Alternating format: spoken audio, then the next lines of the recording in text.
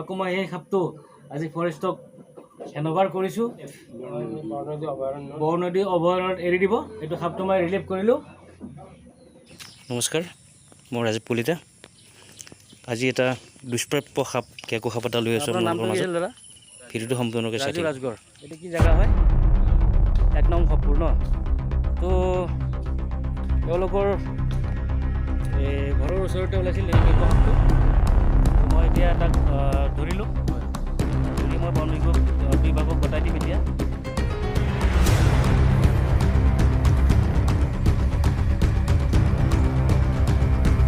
সপুৰত এতিয়া বাঁহ কাটিছিল। ঘৰৰ ওচৰতে এডাল গম পোৱা মানে কেকো সাপেই হয়। এডাল ধৰিলোঁ। মোক ইনফৰ্মেশ্যন দিছে আমাৰ দাদাহঁতে।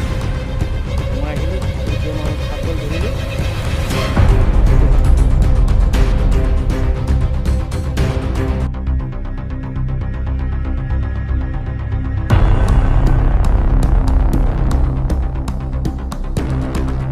মই এতিয়া ফৰেষ্ট ডিপাৰ্টমেণ্টক মাতি আছোঁ।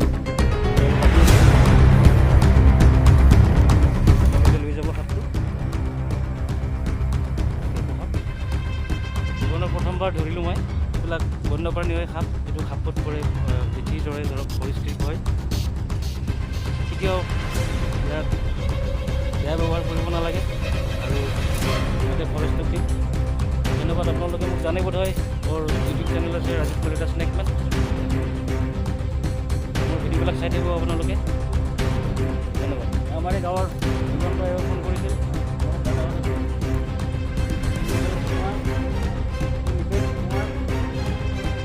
ঠিক আছে, শেষলৈকে ভিডিঅ'টো চাই থাকিব।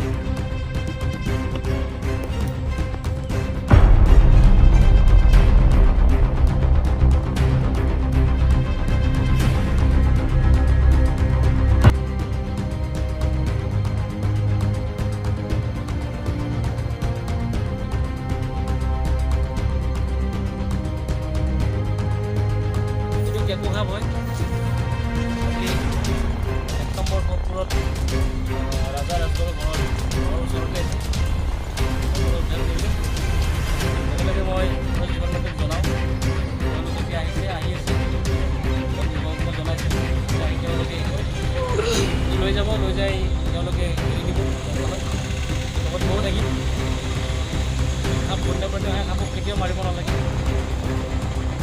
ইয়াকো মই ঠিক তেনেকৈ এৰি দিম ফৰেষ্টৰ লগত গৈ। এইবিলাক চাই থাকিব আপোনালোকে। জানে মই সাপ ধৰোঁ। মোৰ ইউটিউব চেনেল এটা আছে ৰাজীৱ কলিতা স্নেকমেন। আপোনালোকে যদি মোৰ চেনেলটো ছাবস্ক্ৰাইব কৰা নাই কৰি দিব আৰু মোক আগবাঢ়ি যোৱাত অলপ সহায় কৰিব। ধন্যবাদ। সাপডাল ইয়াত এৰিব আহিছোঁ এতিয়া। আপোনালোকে ভিডিঅ'টো শেষ হ'লে চাই থাকিব কেনেকৈ এৰিলোঁ সাপডাল।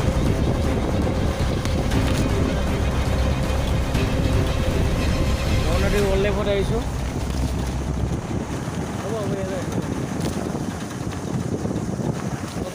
ইয়াতে এৰি দিম মই।